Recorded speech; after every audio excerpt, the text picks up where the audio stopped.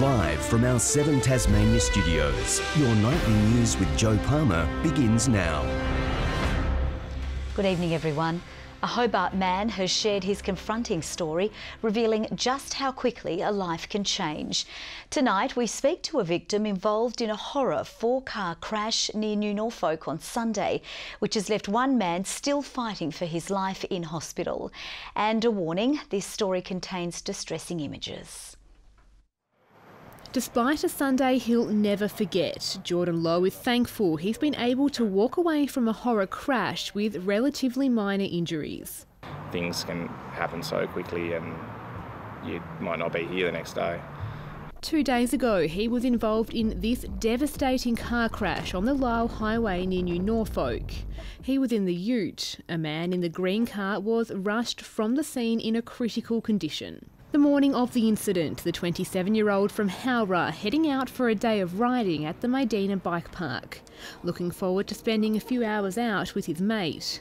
Then, in the blink of an eye, everything changed. I was just in the car for a second, just going like, what the hell is just going on? And the smoke from the airbags and stuff, I couldn't see anything, so I was just waiting for what was about to occur. His car coming to a stop in a deep ditch. He was able to get out and scramble up a bank back to the road. I was in shock and walking around just trying to find my bearings a bit, and no one knew I was involved in the accident at the time, and I was just sort of like walking around. When he got out, he was met with a sight he will never forget. 3 more cars littered across the usually busy highway. He had been injured, but in that moment he felt no pain.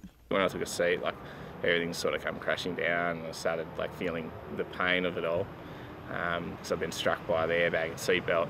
He would spend a night in the Royal Hobart Hospital, left with bone bruising on his shoulder, but he knows it could have been much worse.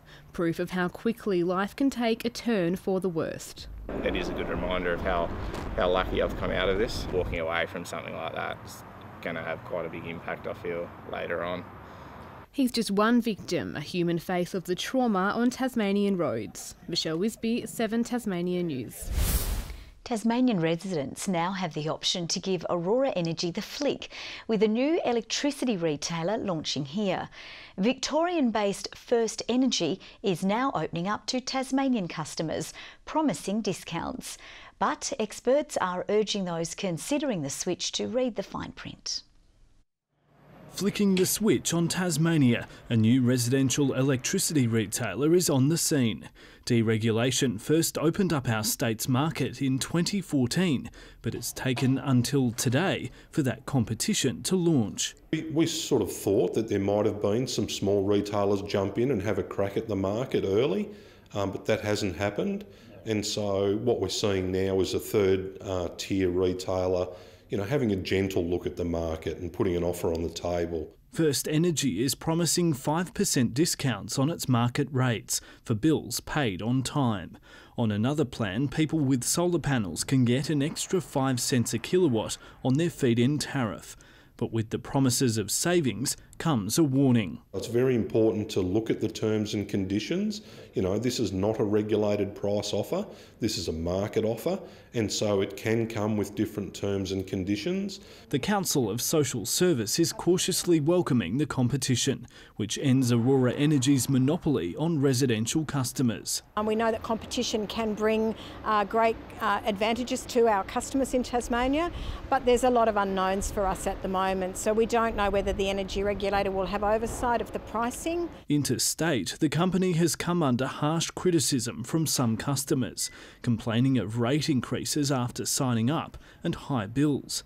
In Tasmania, there are questions over special tariffs, like what's known as hydroheat, and arrangements for bill payers experiencing financial hardship. For all Tasmanians, but particularly those on the lowest of incomes, their energy costs are a major percentage of their fortnightly budgeting. And we know in winter we live in a very cold part of the world. That is a real stress, a financial stress on a household. It's a closely regulated industry here in Tasmania in the retail space for electricity. and the regulatory arrangements that apply to Aurora customers are equally applicable to a competitor. First Energy's head office didn't return our calls, while the Energy Minister said in a statement increased competition gives Tasmanian consumers more choice. Whether that choice is good remains to be seen. Michael Breen, 7 Tasmania News.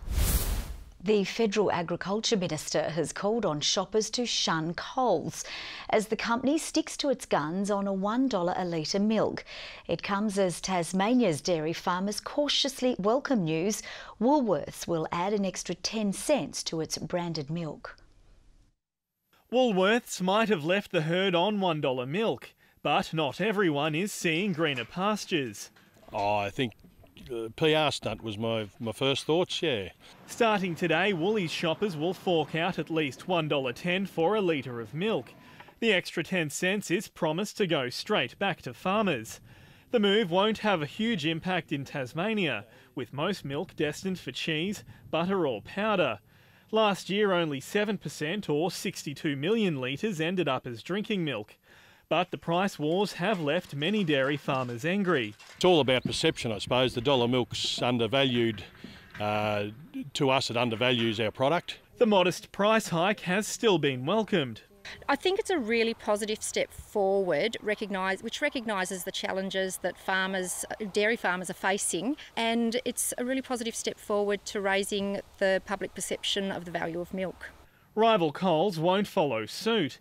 In a statement late yesterday, it said it had already pumped $16 million into the industry and would keep looking at ways to support drought-stricken farmers. At least a few shoppers seem willing to pay more. It's a crime selling it for $1.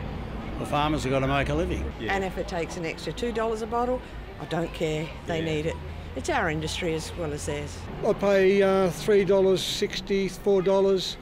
This year, our nationwide milk production slid back by 5%, but Tasmania's production has actually increased by 4%.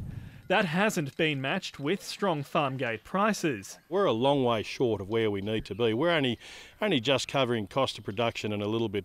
Sean McComish, 7 Tasmania News.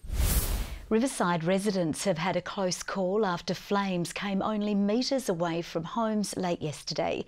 Footage shows the fire burning in Lyons Park beneath power lines just after 7 last night. The fire started over the bottom of the hill and with the wind it sort of come up the hill, and the guy next door called the fire brigade. It took crews several hours to bring the blaze under control. The cause is still being investigated. The owners of the Tahoon Airwalk have confirmed they're planning to reopen later in the year. The tourist attraction was affected by bushfires in the Geeveston area last month. In a post, Tahoon Adventures says it will be closed until further notice, but will be reopening with a revitalised and renewed attraction. The business praised firefighting efforts and said it's truly thankful its staff and visitors were evacuated safely. The Tourism Industry Council says alarm bells are ringing over the reported sale of Hobart Airport. A Macquarie fund is seeking more than $400 million for its controlling stake in the facility, according to the Financial Review. Tourism leaders say it's a vital time for the airport, with substantial upgrades in the pipeline and the task of attracting international flights. Tasplan owns the remaining 49% stake in the airport. A Tasmanian teenage inventor is being recognised across Australia for her clever new way to take a weight off students' shoulders.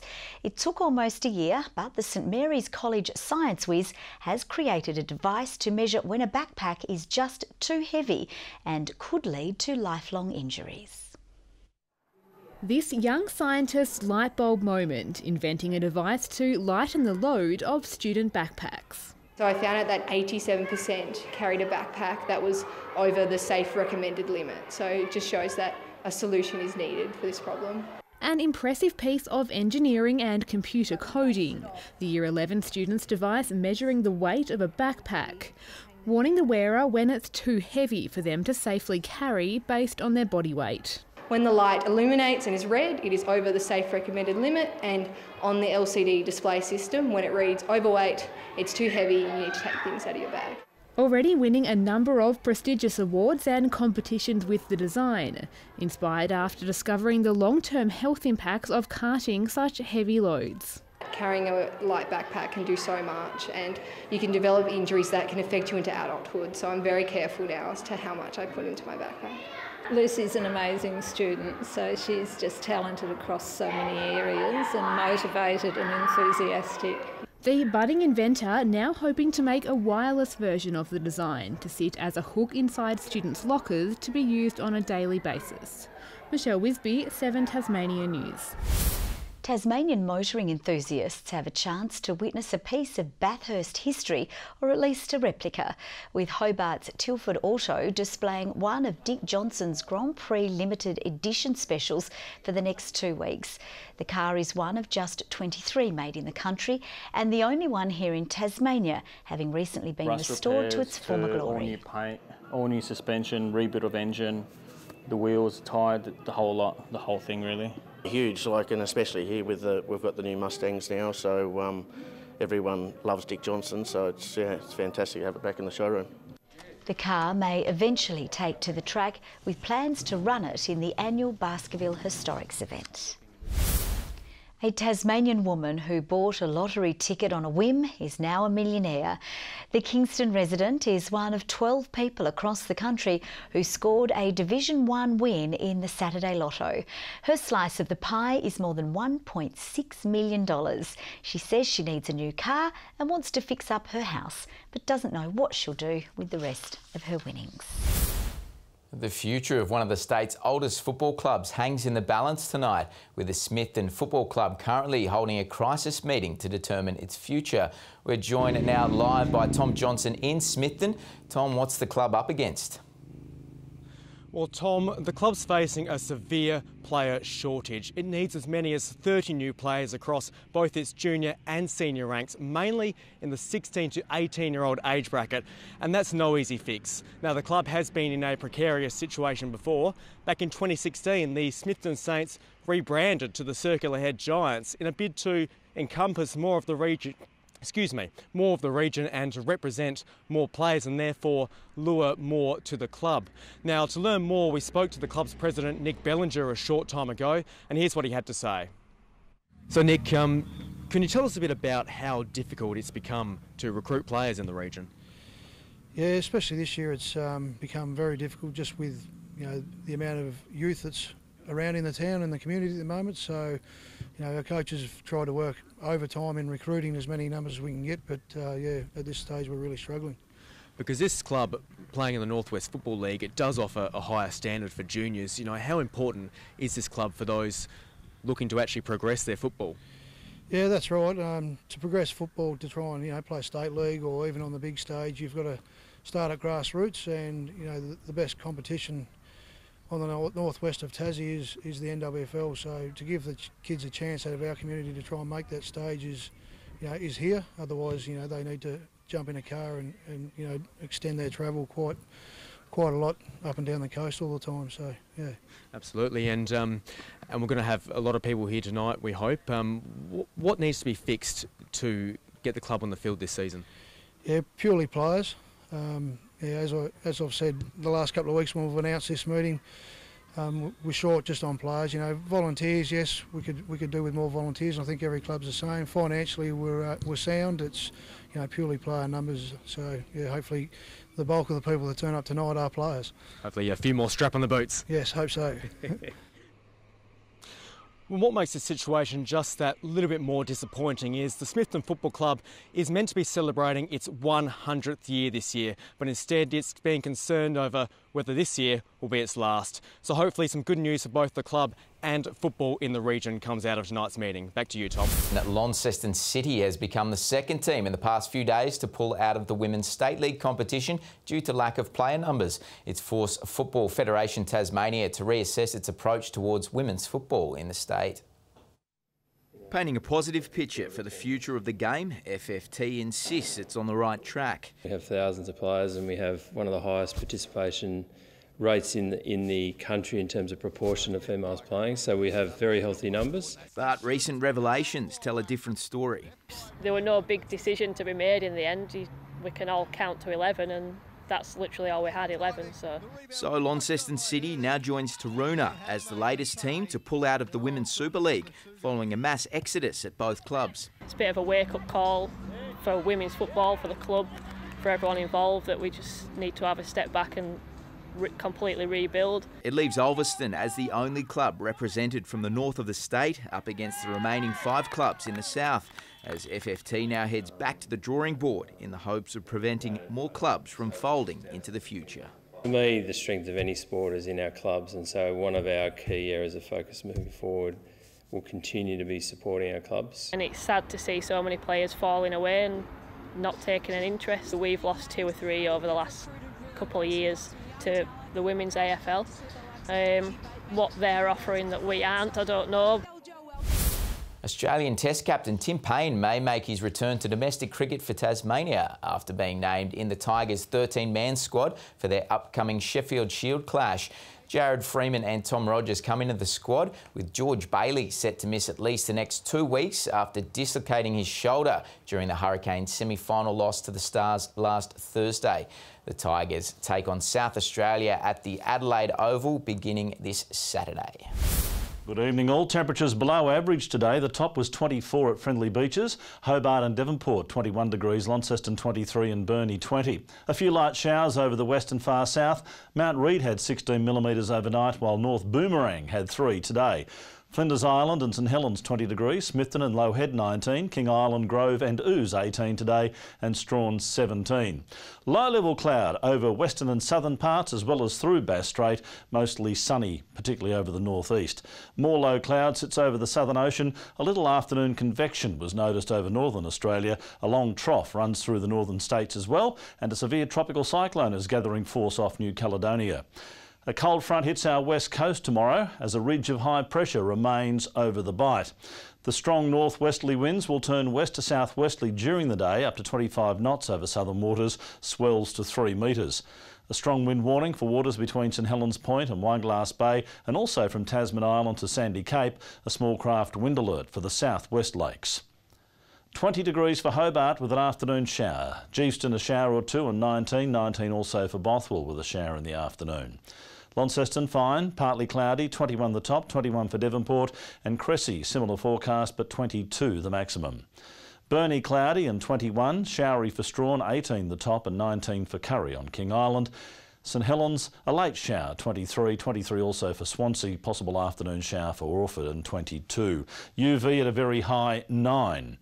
On to Thursday and fine apart from showers over the west and far south. Fine again on Friday apart from a light shower over the southwest, and on Saturday early showers over the south, clearing by midday. A fine day with southerly winds otherwise. Sunny in Perth, fine and partly cloudy in Adelaide, Melbourne and Canberra. A shower forecast for Sydney, mostly sunny and warm in Brisbane. A possible shower or storm in Darwin.